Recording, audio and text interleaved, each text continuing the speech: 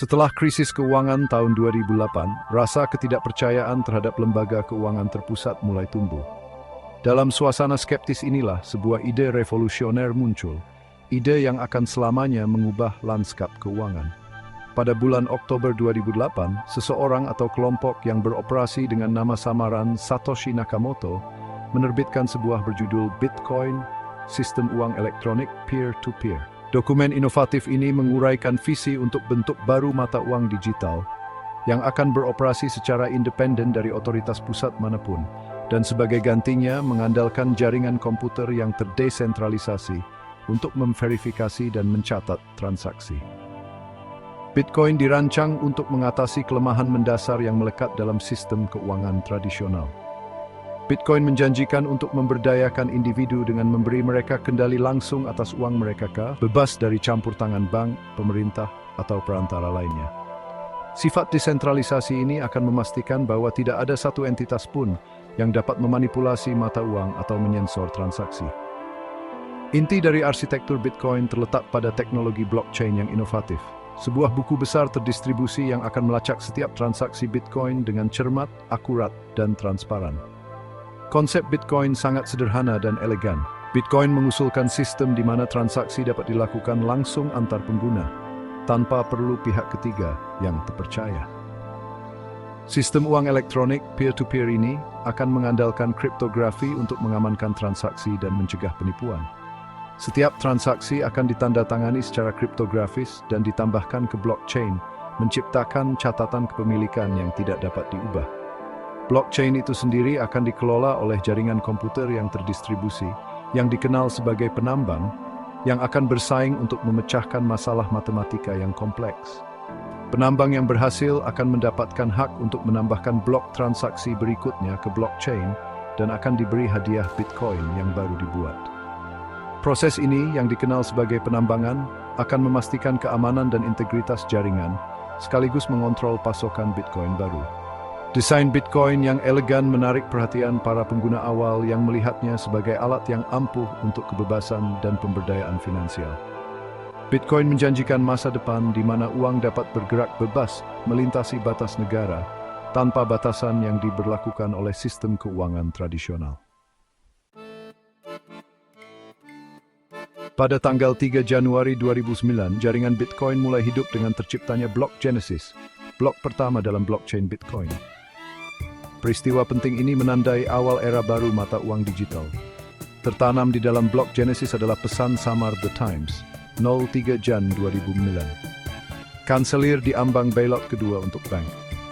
Pesan ini, sebuah sindiran halus terhadap krisis keuangan yang sedang berlangsung, berfungsi sebagai pengingat yang pedih tentang sistem yang ingin diganggu oleh Bitcoin. Penciptaan blok Genesis diikuti oleh periode yang relatif tenang karena jaringan Bitcoin sebagian besar masih belum diketahui oleh dunia yang lebih luas. Baru pada tanggal 12 Januari 2009, transaksi Bitcoin pertama yang tercatat terjadi. Hal Finney, seorang ahli kriptografi terkenal dan penggemar awal Bitcoin, menerima 10 Bitcoin dari Satoshi Nakamoto dalam transaksi bersejarah ini. Pertukaran ini, sebuah peristiwa yang tampaknya tidak signifikan pada saat itu, kemudian menjadi momen legendaris dalam sejarah Bitcoin. Masa-masa awal Bitcoin ditandai dengan rasa eksperimen dan penemuan. Mata uang tersebut tidak memiliki nilai dunia nyata dan masa depannya masih belum pasti. Para pengguna awal terutama didorong oleh keyakinan bersama akan potensi transformatif dari teknologi desentralisasi. Mereka melihat dalam Bitcoin secercah harapan untuk sistem keuangan yang lebih adil dan transparan. Komunitasnya kecil dan erat, dipersatukan oleh tujuan bersama dan hasrat bersama untuk teknologi inovatif ini.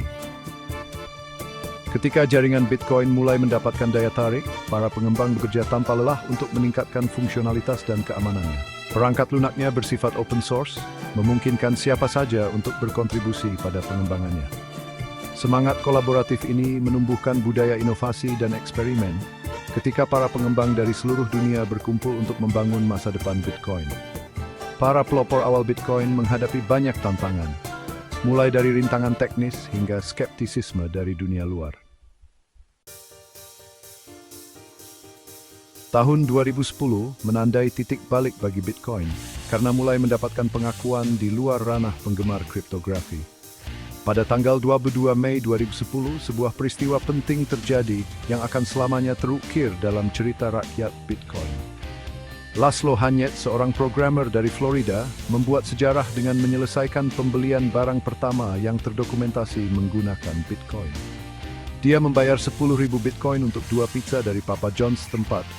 Sebuah transaksi yang kemudian menjadi legendaris karena harga Bitcoin meroket. Pembelian yang tampaknya biasa ini memiliki makna yang mendalam bagi masa depan Bitcoin. Ini menunjukkan bahwa Bitcoin, terlepas dari sifat digitalnya, dapat digunakan sebagai alat tukar di dunia nyata. Transaksi tersebut juga menyoroti sifat deflasi Bitcoin.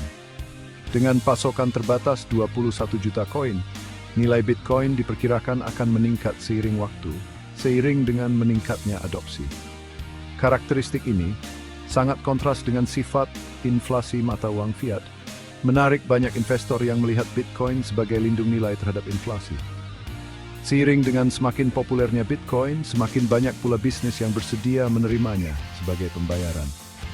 Pengecer online yang tertarik dengan biaya transaksi yang rendah dan tidak adanya tolak bayar, termasuk yang pertama merangkul bentuk mata uang baru ini. Pertukaran Bitcoin pertama, Bitcoin Market, didirikan pada tahun 2010, memungkinkan pengguna untuk menukar Bitcoin dengan mata uang tradisional. Perkembangan ini semakin meningkatkan aksesibilitas dan likuiditas Bitcoin, menarik lebih banyak pengguna. Namun, semakin populernya Bitcoin tidak terlepas dari tantangannya. Keterkaitan mata uang dengan aktivitas ilegal, khususnya penggunaannya di pasar web gelap Silk Road, menarik perhatian dari lembaga penegak hukum dan regulator di seluruh dunia. Sifat anonim transaksi Bitcoin, meskipun menarik bagi para pendukung privasi, juga menimbulkan kekhawatiran tentang potensinya untuk pencucian uang dan aktivitas ilegal lainnya. Ketegangan antara privasi dan regulasi ini akan terus membentuk perdebatan seputar Bitcoin di tahun-tahun mendatang. Sementara Bitcoin terus mendapatkan daya tarik sebagai mata uang digital, sebuah gerakan paralel muncul yang berusaha memanfaatkan kekuatan teknologi blockchain untuk berbagai aplikasi yang jauh lebih luas.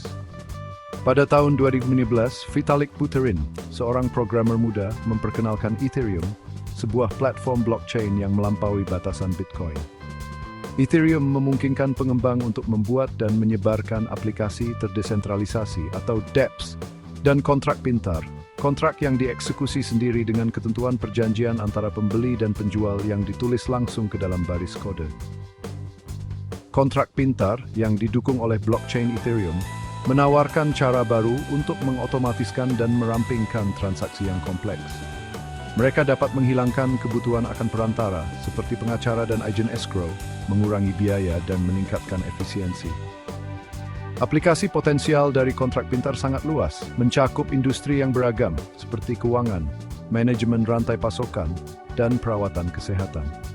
Pengenalan Ethereum menandai perubahan paradigma di ruang blockchain, memperluas cakupan apa yang mungkin dilakukan dengan teknologi transformatif ini. Mata uang kripto asli Ethereum, Ether, dengan cepat mendapatkan popularitas sebagai platform untuk keuangan terdesentralisasi atau DeFi. DeFi bertujuan untuk menciptakan kembali instrumen keuangan tradisional seperti pinjaman, peminjaman, dan perdagangan pada platform yang terdesentralisasi, bebas dari kendali lembaga terpusat.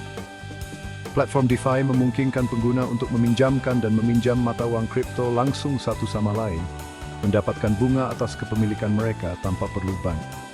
Gelombang inovasi baru ini menarik lonjakan investasi dan bakat yang selanjutnya mendorong pertumbuhan ekosistem blockchain. Namun, pertumbuhan DeFi yang pesat juga membawa tantangan baru. Kompleksitas kontrak pintar menciptakan peluang untuk kerentanan dan eksploitasi yang mengarah pada peretasan dan penipuan tingkat tinggi. Sifat desentralisasi dari platform ini juga menimbulkan pertanyaan tentang regulasi dan perlindungan konsumen. Terlepas dari tantangan ini, DeFi terus berkembang, menarik baik penggemar maupun skeptis karena berusaha untuk membentuk kembali masa depan keuangan. Seiring Bitcoin mulai populer, Bitcoin mengalami serangkaian tantangan pertumbuhan. Pengguna awal menghadapi banyak tantangan, mulai dari rintangan teknis hingga pengawasan peraturan. Terlepas dari hambatan ini, komunitas tetap tangguh. Mereka percaya pada potensi Bitcoin untuk merevolusi sistem keuangan. Mengatasi tantangan ini sangat penting bagi evolusi Bitcoin dan penerimaan arus utama pada akhirnya. Perjalanannya jauh dari mudah, tapi sepi mendua tim faster mengikut para pendukungnya. Jadi, mari kita bicara tentang dampak lingkungan dari Bitcoin. Bukan rahasia lagi bahwa penambangan Bitcoin mengkonsumsi energi yang signifikan. Kritik seringkali menunjukkan jejak karbon yang terkait dengan proses ini. Namun, ada upaya berkelanjutan untuk membuat Bitcoin lebih hijau. Sumber energi terbarukan dan teknologi penambangan yang lebih efisien sedang dieksplorasi. Ini adalah masalah yang kompleks, tetapi penting untuk masa depan mata uang digital ini.